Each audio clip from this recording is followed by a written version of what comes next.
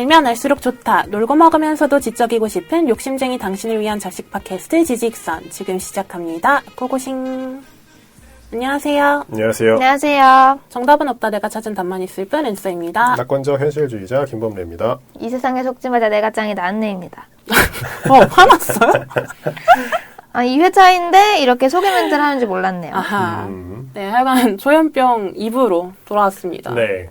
네, 이번 시간에는 예고 드린 것처럼 조현병의 치료 방법과 조현병에 대한 편견과 오해, 그리고 우리가 조현병 환자들을 대할 때 취해야 할 자세들에 대해서 이야기를 해볼 텐데, 그럴 분은 없을 것 같지만 아직 일부는 안 들으신 분들은 이제 뒤로 가셔가지고 1부 듣고 이 에피소드를 들으시면 좋을 것 같아요. 그리고 오늘도 후원과 댓글 먼저 살펴보고 본격적으로 시작해보도록 하겠습니다. 계좌 후원으로 라이언 황님이 5,000원, 띠요님이 2만원 우와. 후원해주셨고요. 대박. 감사합니다. 그리고 에피소드 1으로는 백구의 BTS 2편의 페지모아 페라리님이 1,000원, 뉴스브리핑 28회의 생각의 공간님이 500원, 30회의 페지모아 페라리님이 또 1,000원 후원을 해주셨고, 정기 후원해주고 계시는 에나닝님까지 모두 감사합니다. 2만원 누구시죠? 띠요님이 팟빵에도 댓글을 달아주셨어요. 아. 최근에 달아주셨던 것 같은데. 아, 띠요님이 댓글을 달아주시긴 하셨죠. 네. 이 정주행을 끝내셨대요. 와, 1편. 1편부터. 야 쉽지 않은데 우리가 항상 얘기하는 거지만 1편부터 정주행하기가 정말 어렵죠.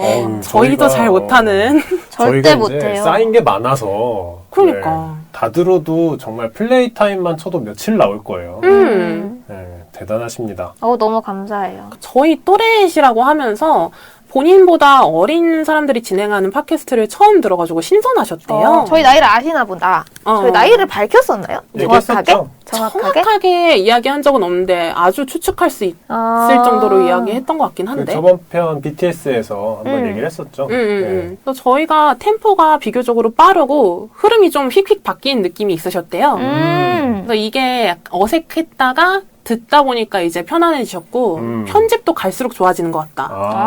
이야. 누구냐 편집자. 그러게요. 예. 그리고 또 제안도 주셨는데 맞아요. 약간 인문학적 감성이 넘치는 느낌이 났으면 좋겠다. 맞아요. 저희가 이게 좀 부족합니다. 맞아요. 최근 지금. 에피들이 뭐 과학 팟캐스트나 이과적 느낌이 강해서 예전에 이제 슐라님이나 쿠마님 같은 그쵸. 살짝 루즈하고 인문학적인 감성이 좀 필요했으면 좋을 것 같다 말씀해 주셨어요. 그럼 밸런스가 더 좋긴 한데 슬픈 게 여기에 똘기가 없네? 하몽님도 안 계시고 똘기야. 분명히 1초도 안 빠지고 다 그랬어요. 장난입니다. 예. 근데 지금 남은 분들이 저희 3명인데 약간 인문학 고자들이 남은 게 아닌가. 그런 것 같습니다. 그러게요. 분발하겠습니다. 맨 처음에는 이과적인 얘기나 기술적인 얘기를 저만 했었는데 그쵸. 요즘은 다 이렇게 나를 따라하고 뭐라는 거야? 이렇게 좋으면 좋다고 얘기를 하지. 미쳤나봐. 장난이고요. 저도 댓글 하나 읽어보려고 하는데 가영증님이랑 멍사기님께서 귀여운 짤들을 많이 올려주고 계세요. 지직선 화이팅 가영짱님이 가영짱 맞나요? 가영증이군요. 네. 올려주셨고 멍사기님께서 폰을 잃어버려서 짤이 많이 부족합니다라고 댓글을 달아주셨는데 이게 짤을 모으면 약간 그 콜렉션이 있어요. 맞아. 저도 옛날에 그런 저만의 콜렉션이 있었는데 또 많이 모으셔서 재밌는 짤 많이 부탁드리고요. 그리고 유튜브에도 댓글이 많이 달렸습니다. 예전 뉴스브리핑이었던 팔레스타인 분쟁 요약해드립니다. 팔레스타인 이스라엘 분쟁에 대해서 댓글로 광고를 몇 개를 넣는겨 라고 댓글이 달렸는데 제가 프리미엄을 쓰고 있어가지고 저도 몰랐어요.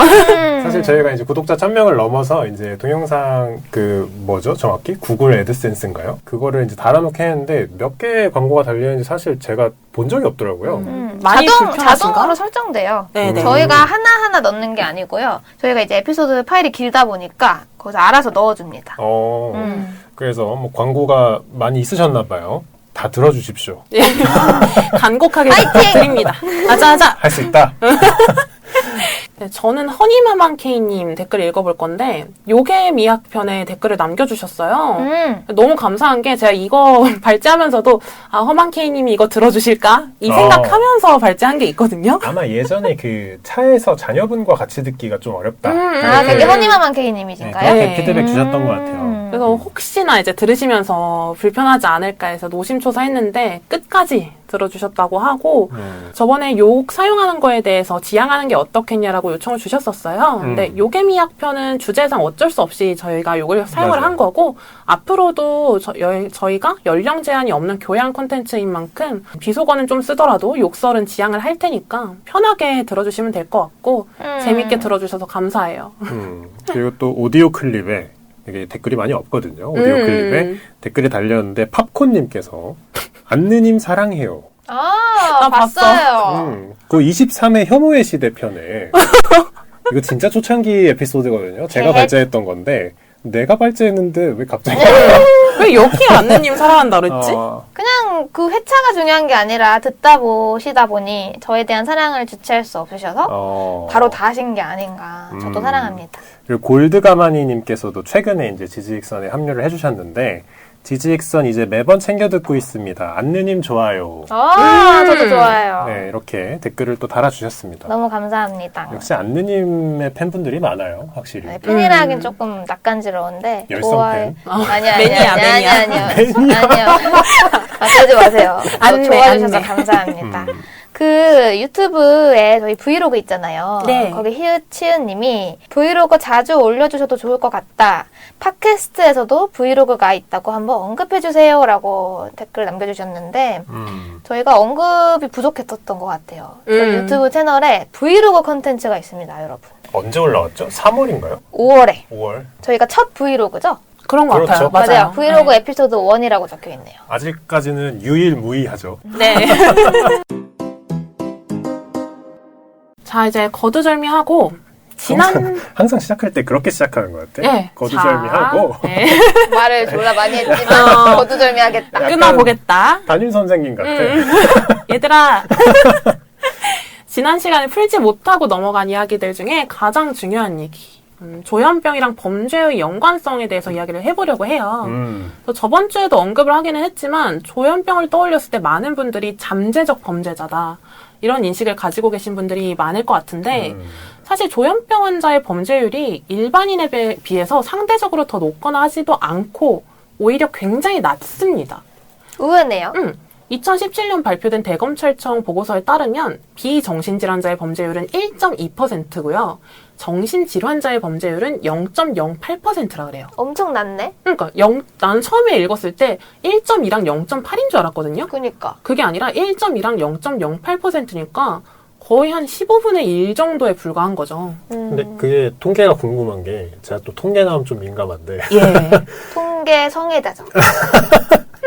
그 정신질환을 가지고 있는 사람의 범죄율이라는 건 이미 정신병 진단을 받으신 분이 범죄를 저질렀다는 인과에 대한 통계인 거죠. 그렇죠. 그러니까 범죄를 저지르고 나중에 정신감정을 해보니 정신적으로 문제가 있었다도 포함된 통계인가요? 네네네. 아, 그것도 포함된 거예요? 그러면 진짜 확실해요? 낮은 거네. 확실은 지금 약간 그냥 어물쩍 대답한 넘어간 것 같은데. 그러니까 사실 이렇게 범죄를 저지르고 보니 뭐 정신감정을 받아야겠다라는 소견이 나와서 정신감정을 받아보니 뭐 무슨 뭐 병이나 증이 발견됐다 약간 그런 게 좀 더 저한테는 익숙한 기사들인 것 같아요.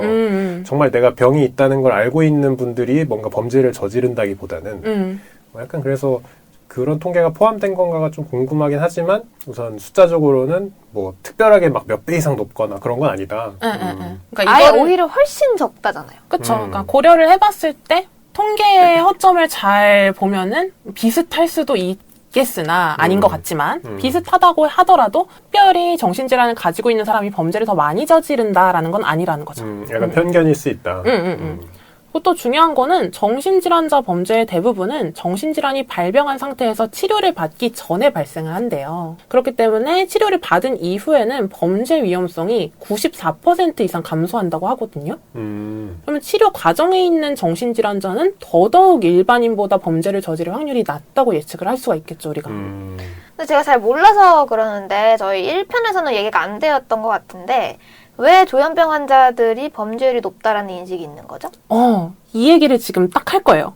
근데 그럼에도 불구하고 왜 이렇게 사회적인 낙인이 심각하게 이뤄지고 있냐. 아무래도 미디어에 노출된 범죄 양상을 우리가 어떻게 받아들이냐의 차이가 있는 것 같거든요.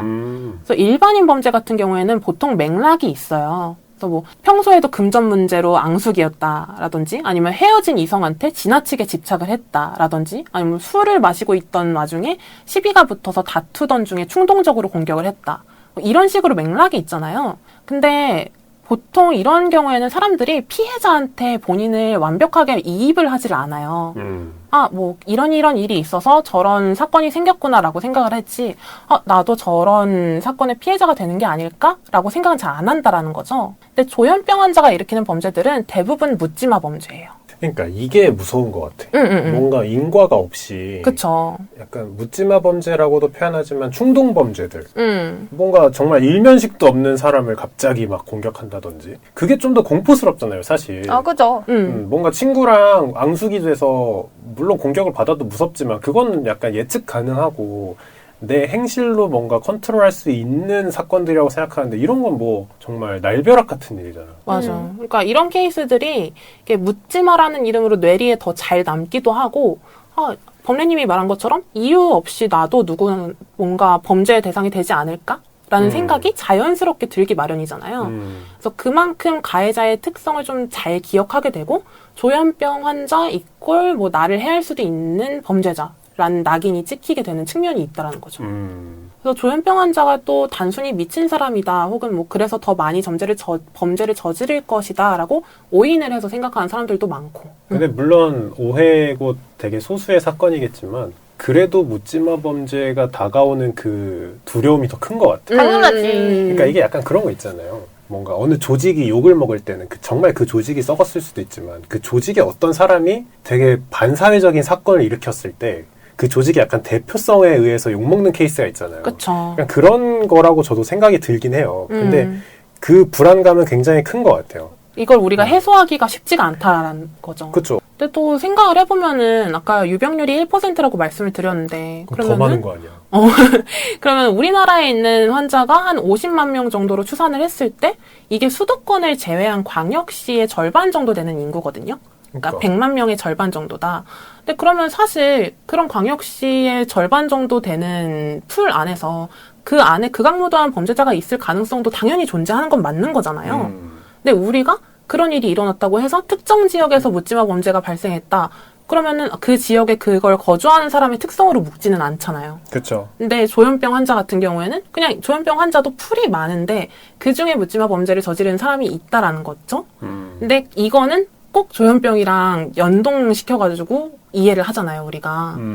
그런데 우리는 정신질환자에 대해서는 너무 쉽게 판단의 잣대를 들이밀고 있고 사회적인 낙인 때문에 이분들이 안 그래도 위축되어 있는데 더 위축되고 고립될 수밖에 없다라는 거죠. 근데 궁금한 게 그 조현병을 갖고 계신 분들의 평소 행실이 좀 공격적인가요? 굉장히 가만히 계신 분들도 있고 오히려 아까 망상 얘기를 했었잖아요, 제가 저번에. 근데 그런 망상들이 사람을 더 못 움직이게 하는 경향도 있거든요. 네. 이것 때문에 공포심을 느끼고 두려워서 못 움직이시는 분들도 있고 간혹 이제 자기한테 공격성이 너무 가까이 왔다라고 착각을 해가지고 공격을 하는 분들도 간혹 있지만 이거는 그러니까 사람은 다 마찬가지잖아요. 일반인들도 굉장히 공격적인 사람이 있고 아무것도 아닌데 갑자기 화내거나 공격하는 사람이 있잖아요. 조현병 환자 같은 경우에도 풀이 굉장히 다양하기 때문에 그 안에서 여러 가지 양상이 나뉜다 뿐이지 특별히 공격성이 더 강하다라고는 절대 말씀을 드릴 수가 없어요.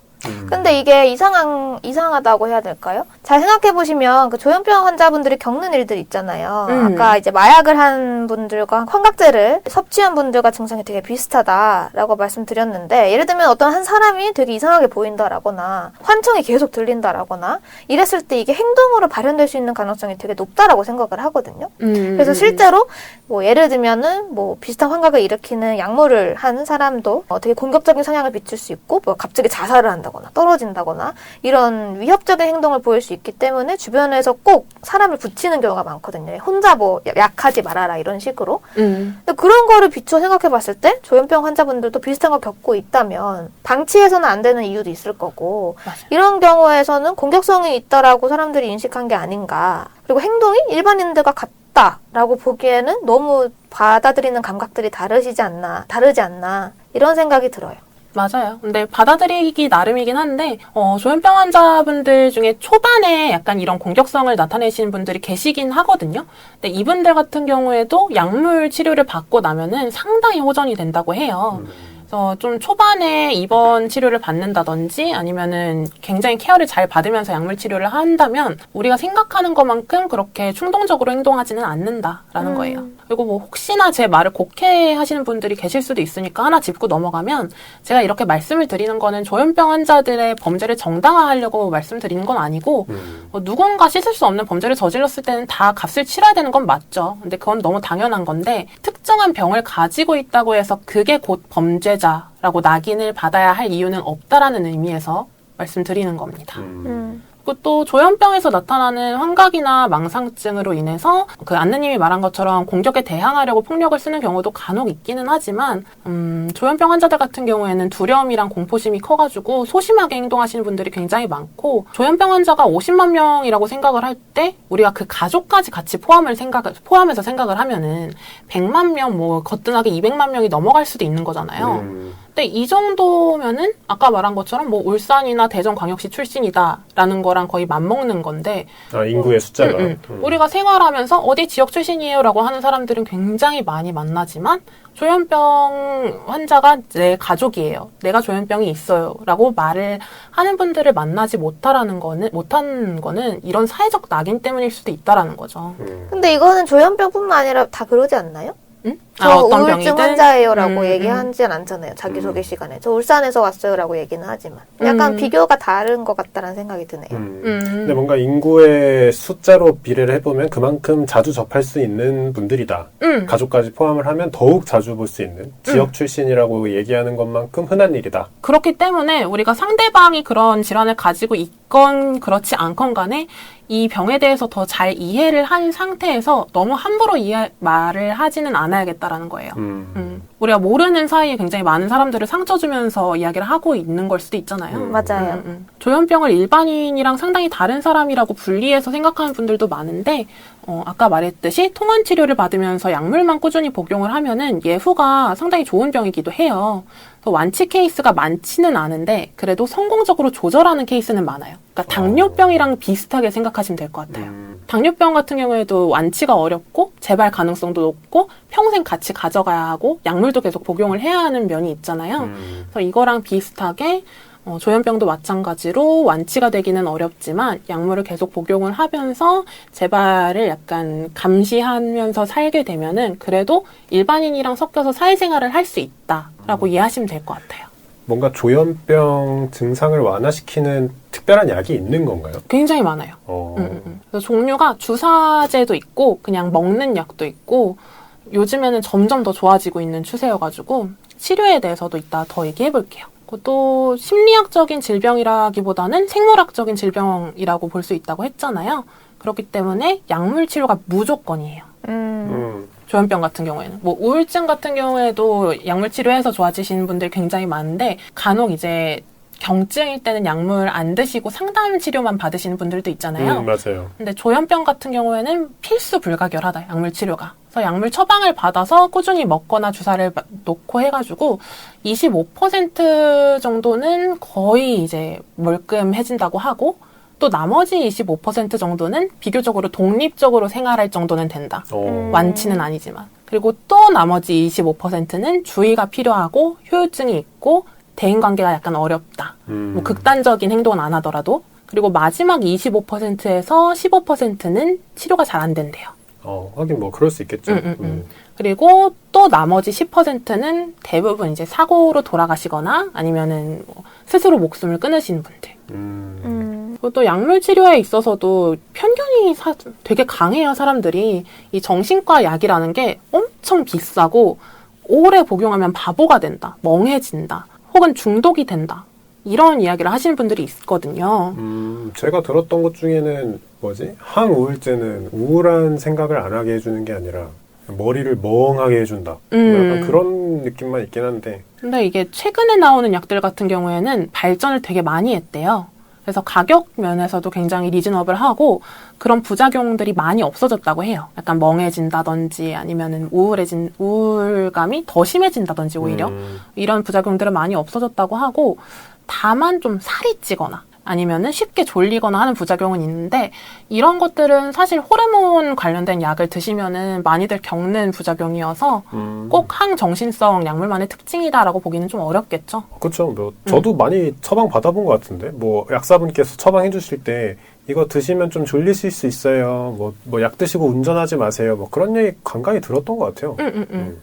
지금 처방 받을 수 있는 약들이 거의 그 수준으로 보면 되겠다. 우리가 이제 보통 병원에 가서 약 처방 받는 걸 굉장히 꺼리시는데 정신과에서는 그러지 않아도 될 것 같다라는 말씀을 드리고 싶고 약 없이 치료가 된다라는 거는 옵션이 없다라고 한 번 더 강조를 해볼게요. 약은 꼭 드셔야 합니다. 그러니까 당뇨, 고혈압 이런 거랑 비교를 하니까 좀 확 와닿네요.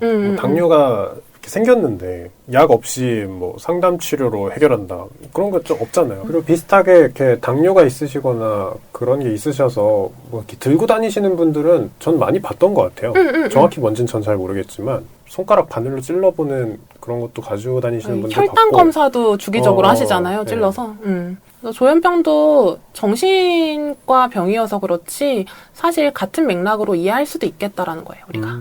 그리고 조현병 환자라고 하면은 사회활동을 전혀 못할 거라고 떠올리기가 쉽지만 정신과 전문의들 이야기를 들어보면은 조현병 환자들 중에서도 굉장히 다양한 분들이 있대요. 그러니까 특정 계층에 있다든지 아니면 어떤 집안 사정이 이렇다든지 이런 걸로 낙인을 찍을 수는 없는 거고 굉장히 다양한 분들이 있어서 병의 예후가 좋지 않아서 사회생활이 힘든 분들도 있지만 말씀드렸다시피 치료 잘 받고 충분히 사회생활 잘하고 대기업 임원이라든지 교수님이라든지 하는 분들도 꽤 계시대요.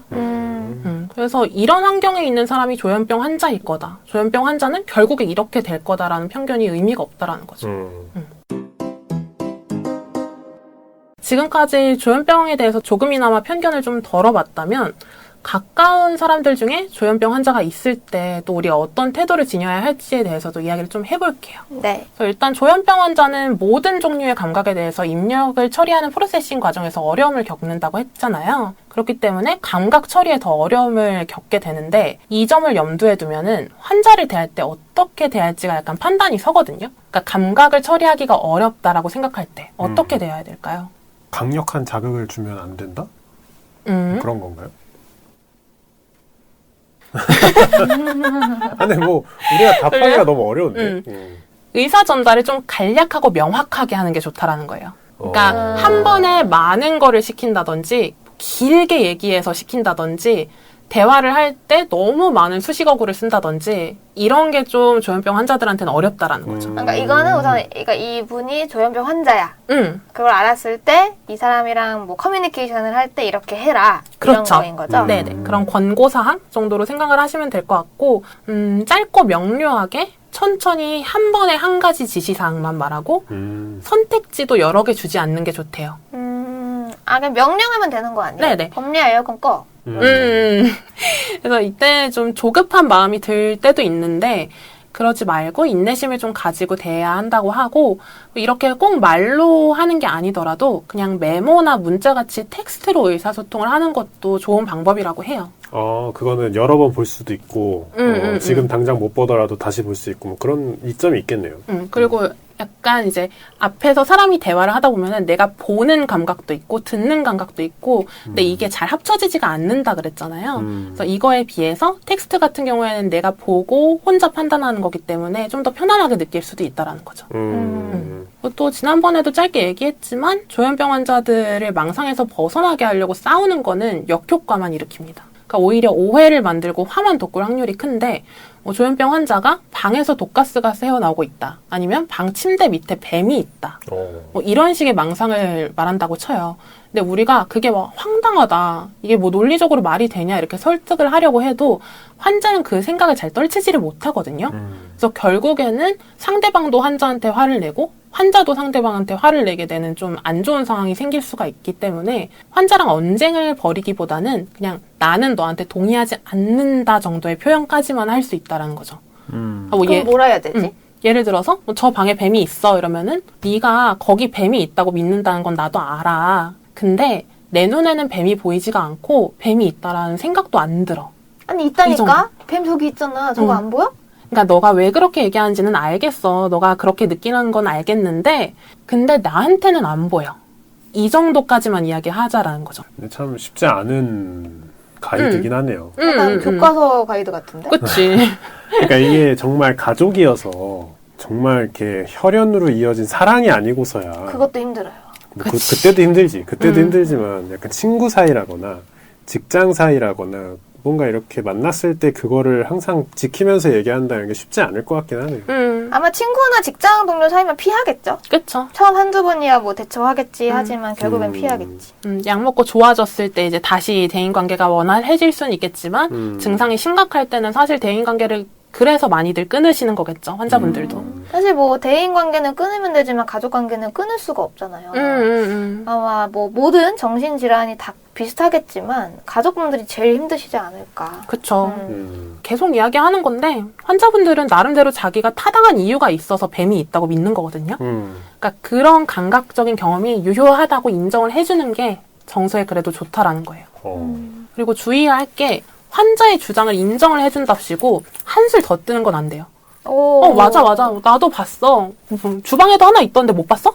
이런 식으로 한술 더 떠서 뭐 장난식으로 대응을 한다든지 아니면은 망상을 더 심하게 만들어버린다든지 하면 안 된다라는 거죠. 그렇게 하면 어떻게 돼요? 이렇게 하면 더 확신을 가지나요? 더 확신을 가지고 더 혼란스럽고 망상적인 믿음이 점점 더 커져요. 이런 적극적인 동의는 그래서 가급적으로 피해야 되고 어쨌든 부정은 해야 된다라는 거네요. 아까 말씀한 것처럼 감각은 인정하지만 나는 그렇게 생각하지 않는다 정도로 끝내는 게 좋다라는 거죠. 또 이런 망상이나 환각 말고도 환자가 이제 많이 위축되어 있어가지고 대인관계를 회피하고 혼자 있으려고 할 때는 이때도 약간 욕구를 인정을 해주는 게 중요하대요. 혼자 있고자 하는 그 마음을. 그러니까 단순하게 생각을 하면은 방에 혼자만 계속 있어요, 며칠 동안. 그러면, 이렇게 고립돼 있으면 안 돼. 나가서 사람을 만나야 낫지. 운동해야 돼. 운동해야지. 뭐 이런 식으로. 보통 이제 뭔가 정신질환이나 약간 심리적 불안을 겪는 사람들이 많이 듣는 얘기죠. 그러니까 이런 식으로 판단을 하기도 하는데, 이게 우울증이라면 이야기가 다르지만 조현병 환자라고 병명을 얻게 된 상태에서는 그런 식으로 행동하는 거는 그렇게 좋지가 않대요. 이게 왜 그러냐면은 이분들이 이제 위축 상태로 계신 거는 환자 본인 나름대로 자기 뇌에서 벌어지고 있는 혼란에 대응하는 거거든요. 그러니까 본인이 굉장히 혼란스럽기 때문에 다른 자극은 최대한 피하고 혼자 있으면서 본인도 지키고 본인 주변에 있는 사람들도 지키려고 하는 방어 기제란 말이죠. 근데 이거를 너무 막 이러면 안 된다, 나가라 라고 하면은 환자 본인한테도 상처가 될 수 있고 생각하지 못한 부작용이 생길 수도 있다라는 거죠. 그래서 이 위축 상태가 너무 심하게 지나치게 오래 될 경우에는 당연히 이제 주치의분들을 만나는 게 맞겠지만 어지간해서는 혼자만의 시간을 갖고 싶다라고 할 때 시간을 좀 주는 게 좋고 이때 또 중요한 게 환자가 굉장히 냉담해질 때가 많거든요. 차가워지고 가족들을 거부하고 근데 이게 가족들 개개인에 대한 거부가 아니라 그냥 본인이 대응하는 방식이다라고 생각을 하고 가족분들이 상처를 안 받는 게 중요하다라고 해요. 방어 기제다. 그리고 마지막으로 중요한 거는 환자 상태에 대한 기대를 좀 현실적인 수준으로 낮추는 거래요. 그러니까 조현병이 아까도 충분히 좋아질 수도 있다라고 말씀을 드렸지만 완치하기는 어렵다고 했잖아요. 그래서 보통은 청년 시기에 발병할 경우에 중년까지 접어들기까지 오랫동안 함께하는 병이래요. 그렇기 때문에 무조건 완벽하게 좋아질 거다라고 기대감을 가지는 게 가족이나 친구들한테도 계속 실망감만 안겨줄 수도 있고 본인한테도 내가 내 의지로 할 수 없는 일인데도 주변 사람들이 나의 완치를 바란다는 게 너무 족쇄가 된다는 거죠. 그래서 주변 사람들도 좀 기대의 수치를 낮출 필요가 있다. 기대감을. 그런 얘기예요. 우리가 막 소아마비 걸린 사람의 다리가 완전히 막 정상적으로 작동할 거라고는 잘 기대를 안 하잖아요. 이거랑 마찬가지로 조현병 환자들의 뇌도 정상적으로 똑같이 그 전으로 돌아올 거다라고 기대는 하지 않는 정도로 생각하시면 될 것 같고. 근데 물론 그걸 바라보는 가족들도 그런 마음을 먹어야겠지만 지금 들어보면 참 본인이 참 기분이 안 좋을 것 같아요. 맞아요. 그러니까 이게 완치가 안 되는 병을 겪어보신 분들은 다 공감할 거예요. 그 무기력함이 있거든요. 이게 현존 의학으로는 뭔가 되지 않는 병이라는 얘기를 딱 들었을 때 느끼는 무력감이 있어요. 약간 그게 이제 본인한테도 크지 않을까? 약간 그런 생각이 좀 들고, 뭐 뒤에 혹시 뭐 그런 게 있나요? 뭐 예방법이라든지 뭐 그런 게 있나요? 예방하기는 좀 어려워요. 그냥 불현듯 네. 찾아오는 거예요? 네네. 네, 대신에 이제 초반에 발병을 했을 때 조현병인 거를 빨리 의심하고, 그러니까 우리가 이것처럼 이야기를 먼저 나누고 정보가 있는 상태에서는 의심하기가 쉽잖아요. 그래서 의심이 들었을 때 초기에 가서 진료를 받게 되면은 좀 더 잘 치료받을 수 있다. 그러니까 나중에 심해졌을 때 가는 것보다는 초기에 가는 게 좋다 정도까지는 그렇게 받아들이실 수 있을 것 같아요. 그러니까 저희가 조현병에 안 걸린 건 저희가 잘나서가 아니고 그냥 운이 좋아서네요. 그쵸. 그래서 뭐 예를 들어서 병이 발병하기 전에 굉장히 유망받던 피아니스트인 사람이 있다고 쳐요. 근데 그분이 병이 발병하고 나서 똑같이 이전의 역량으로 피아노를 칠 수는 거의 없다는 거예요. 그러니까 그때 그 무력감과 그 절망감은 정말 클 거예요. 그치만 이제 환자 본인도 그렇고 가족분들도 그렇고 다시 연주를 시작을 하는 것만으로도 기뻐하면은 좋겠다라는 거예요. 그게 이제 전문의들의 권고 사항인 거죠. 그렇지. 그러니까 본인도 그걸 알 텐데 주변에서 난리치면 진짜 얼마나 힘들겠어. 그리고 이렇게 개개인의 노력뿐만이 아니라 사회적 그리고 환경적인 뒷받침도 중요할 텐데 우리나라 같은 경우에는 정신질환에 대한 의료보험 보장이 잘 돼 있는 편이기는 해요. 중위소득 120% 이하까지는 그러니까 뭐 4인 가족으로는 580만 원 정도거든요. 이 정도는 조현병을 비롯해서 분열형 망상성 장애, 뭐 재발성 우울 장애 등을 포함해서 이런 정신질환들이 발병 5년 이내일 경우에 치료비 전액을 지원을 해주고 있대요. 초반에 잡는 게 중요하니까 그런 것 같아요. 그리고 자해나 타해의 위험성이 높다고 판단돼서 긴급 처치가 필요한 응급 입원 환자 같은 경우에는 소득이랑 관계없이 본인 부담금을 연간 450만 원 지원해준대요. 그리고 또 조현병 같은 경우에는 그 주사체 처방을 요새는 많이 하거든요. 이 주사제 처방을 많이 하는데 주사제 처방에 있어서 환자 부담이 5%. 진짜 적다. 그러니까 많이 보장해준다는 거죠. 그쵸. 그러니까 기초적으로 필요한 부분들에 있어서는 그래도 급한 불 끄는 데는 국가적인 차원에서 보장을 상당히 많이 해주고 있고 최근 들어서 지원을 더 확대를 하고 있기도 하대요. 근데 이런 조기 치료 차원에서의 접근도 중요하지만 환자들이 이제 다시 사회에 녹아들기 위해서는 재활도 중요할 거잖아요. 우리가 생각을 해보면 교통사고를 크게 당한 분들은 관절에 문제가 생겨서 물리치료 받고 재활치료 받는 게 너무 당연한데 정신질환 같은 경우에도 사실 정신재활이 필요하거든요. 근데 이거에 대해서 잘 생각을 못하고 약 먹고 극단적인 증상이 나아졌다라고 하면 그 이상의 노력은 잘 안 하는 거죠. 근데 그것보다는 그래도 외국엔 이런 게 많은데 낫병원이라는 게 있어요. 데이케어 센터. 낫병원? 데이케어 하는 센터. 밤낮 할 때 낫? 밤낮 할 때 하는 낫병원이라는 게 있는데 이게 요양병원의 학교 같은 느낌이라고 생각을 하시면 되거든요. 근데 이게 가족이랑 아예 분리돼가지고 요양병원은 원래 거기서 먹고 자고 생활을 하잖아요. 근데 그렇게까지는 안 해도 되는 환자들도 있을 거란 말이죠. 근데 낮에는 집에 가족들이 없으니까 낮에 가족들이 없는 시간에 낮병원에 가서 프로그램 같은 것도 이수하고 치료 꾸준히 받아야 하는 것도 놓치지 말고 치료받고. 약간 등하원하는 느낌으로 하는군요. 그런 식으로 이제 낮병원을 운영을 하기도 하는데 우리나라 같은 경우에는 전체 정신질환 의료기관 중에 5.9% 정도밖에 설치가 안 돼 있대요. 그러니까 본 적이 없는 것 같은데. 그러니까 들은 적도 없잖아요, 사실. 들은 적도 없네. 저도 이번에 발제 준비하면서 처음 알게 됐는데 그래서 이런 거를 많이 확대를 하는 게 중요하다라는 게 이제 환자 가족분들이나 전문의분들이 개선해야 할 부분으로 짚는 부분 중에 하나래요. 이번에 준비한 내용 여기까지인데 제가 뇌에 관한 이야기를 자주 가져오는 거는 사실 이제 타인을 이해하는 도구를 많이 가지고 싶어서거든요. 그래서 이번에 다룬 조현병을 비롯해서 정신질환 같은 경우에는 특히나 당사자들이 타인한테 공감받기가 참 어려워요. 그렇죠. 이게 공감의 전제 조건은 고통을 입은 사람들의 자리에 나 자신을 대입을 해보는 게 공감의 전제 조건이거든요. 근데 우리가 막 홍수가 난 지역의 이재민이나 암에 걸린 암 환자나 이런 분들한테는 그 피해를 입은 사람이랑 같은 입장에 서서 나를 생각해 보기도 하는데 정신질환 같은 경우에는 그 병을 앓는 입장이 된 상태를 상상을 해볼 생각도 잘 안 하고요. 그리고 그 병이 뭔지도 제대로 모르기 때문에 공감하기가 우리가 쉽지가 않죠. 근데 조현병 환자 당사자 그리고 환자의 가족들이나 친구들은 알게 모르게 정말 우리 주변에 있긴 할 거란 말입니다. 근데 조현병에 걸렸다는 사실 자체만으로도 충분히 힘든 상황인데 거기에서 이제 주변에 공감해주는 사람들이 너무 적은 거는 그 병을 더 힘들게 할 거잖아요.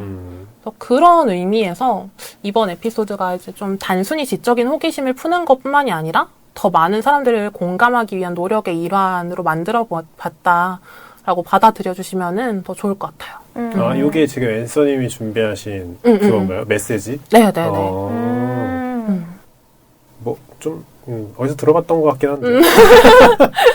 그런가요? 근데 뭐 저는 저 나름대로 책을 읽으면서 책 자체는 사실 이 증상이 어떻다, 원인이 어떻다, 치료법은 이런 식으로 이루어져 있다, 이런 나열식이었는데 보면서 아, 이게 되게 내가 세상을 이해하는 힘이 될 수도 있겠다라는 생각이 계속 들더라고요.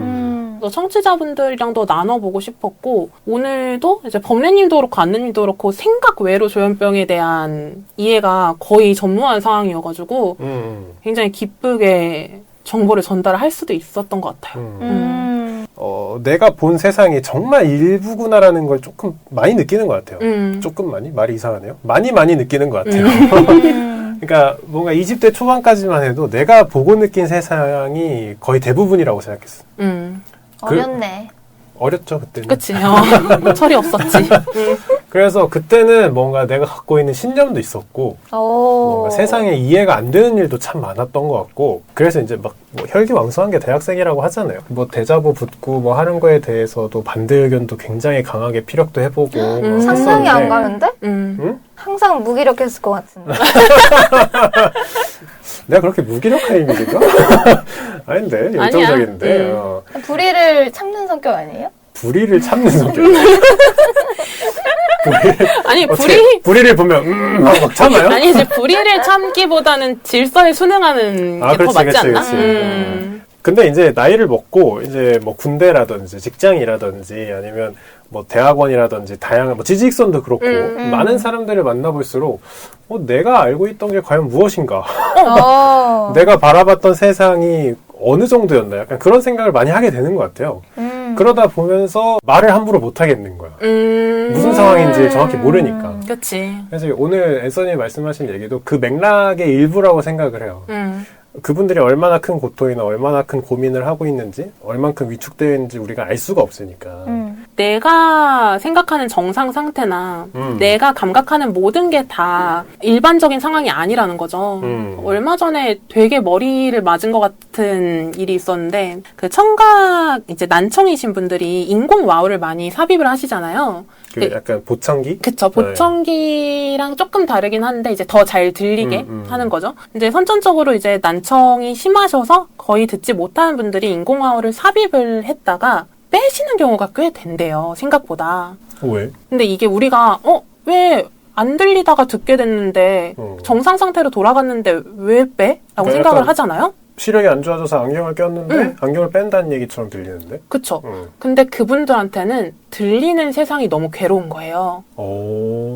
본인은 그 고요한 세상 안에서, 그러니까 모든 분들이 다 그런 거 아니지만 그 빼신 분들은 본인은 고요한 세상 안에서 자기만의 세계가 있었고 자기만의 정상 상태가 있었는데 인공와우를 삽입을 함으로써 오히려 나의 정상 상태가 깨지고 더 혼란스럽고 더 괴로워지는 케이스도 있다라는 거죠. 근데 그 일을 보면서 내가 정상 상태라고 규정하고 살아왔던 것들이 사실 그냥 나의 것이고 굉장히 주관적인 거였구나. 객관적인 정상 상태라는 거는 없겠다라는 생각이 들더라고요. 그래서 이번에 발제 준비하면서도 좀 그런 마음을 좀 많이 느끼긴 했어요.